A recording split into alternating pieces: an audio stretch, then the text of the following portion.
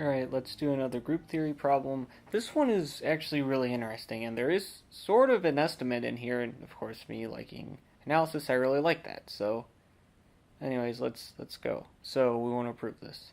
So it says the hint is to consider G acting on the set G mod H. Now, we know H is not a normal subgroup necessarily, it's just a subgroup. So G mod H is not necessarily a group, but it is a set. And so we can let G act on it. So let G act on G mod H by left multiplication, i.e. G of the coset hx equals gxh.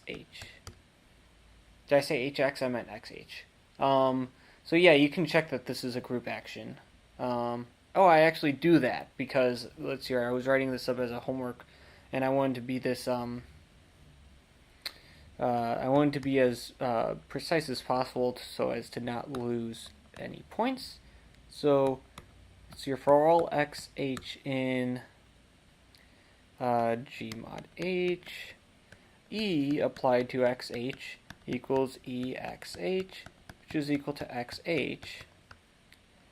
And if we take G1 and G2 in G, then G1 acting on G2 acting on xh is going to be the same as G1 acting on G2xh, which is just G1 G2xh, which is G1 times G2 acting on xh.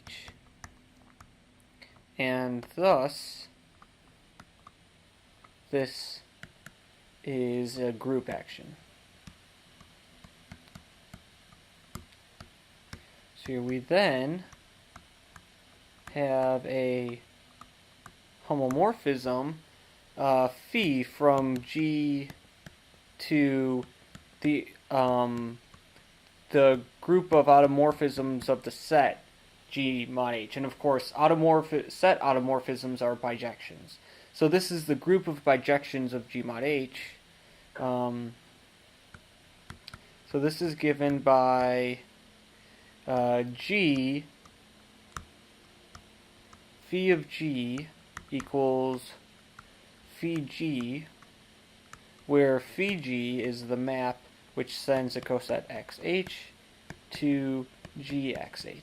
Remember, the existence of this map phi is equivalent to the existence of a group action. It's just one of the alternative definitions that we gave.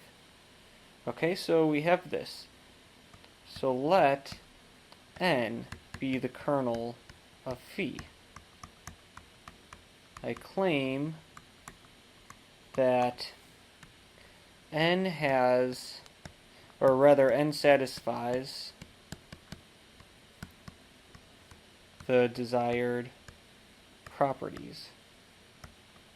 And what were those again? We had n is normal. Certainly it's normal, because it's, I'll write that.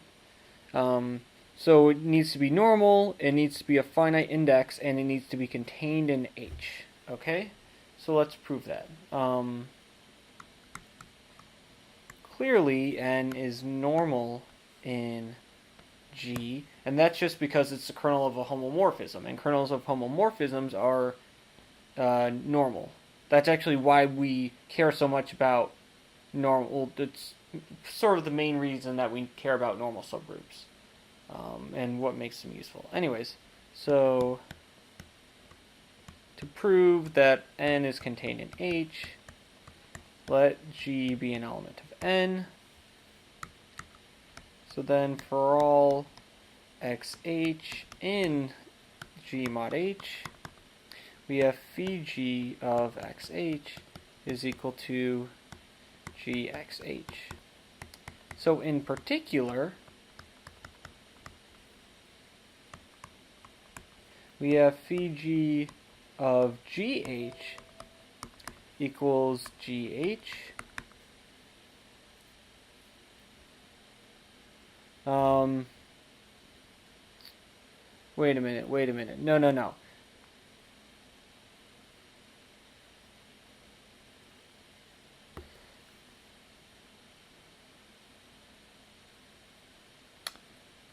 Yeah, wait. What's going on here? Okay.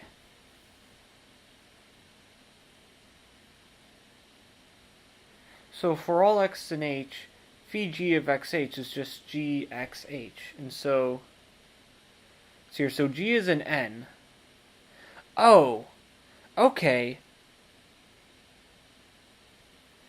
Right. So here's what's really going on. Yeah, sorry, I guess I didn't write this up as clearly as I should have. So, since g is an n, which is a kernel, um, then g of h is just where phi g will send gh, because it has to send gh to the kernel, or...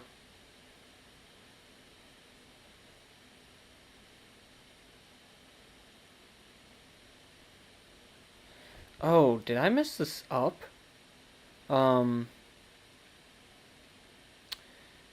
Yeah, I think I messed this up, and yeah, I somehow got away with it. Anyways, okay, so phi g of xh equals gxh. This holds for all x and h. But let's see here. Since g is in the kernel of phi... Oh, no, I'm mixing this up. Oh, okay, yeah. So since g is in the kernel of phi, that means that phi of g is going to be the identity action, because that's phi of g is going to be the identity map on g mod h, and so so I was right here. Okay, so gh equals phi g of gh, and that's because phi g is the identity map, so it's going to send gh to gh. But what is the literal definition of phi g of gh? It's just g squared h. So gh equals g squared h. And so if we just cancel a g, we get h equals gh, which implies that g must be an element of h. Okay, and thus we have n. So this holds for any element g in n, and thus n is contained in h. Okay, so that's that. Then to estimate g mod n, or g, the index of n in g, so we want this to be finite.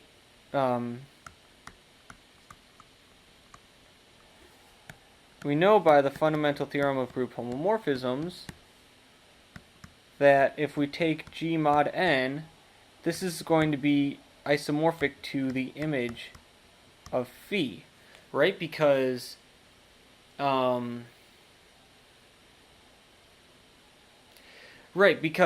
phi is a group homomorphism and n is its kernel, and g mod the kernel of n is going to be isomorphic to the image of phi.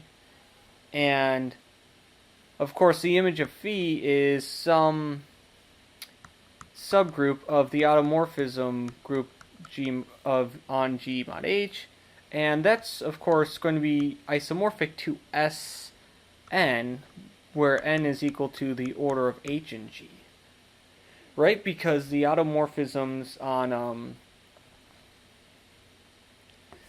the automorphisms on g mod h, i.e. the bijective maps on g mod h, can just be seen as bijections on the set of g mod h, or on the set of indices of where the size of this is precisely the order of h, the index of h and g. So anyway, so this is this. Right, because for any set x, ot x is isomorphic to S sub norm of x. That's true for any set x. So therefore, we have some estimates. We have g mod n is equal to g, the size of g divided by the size of n.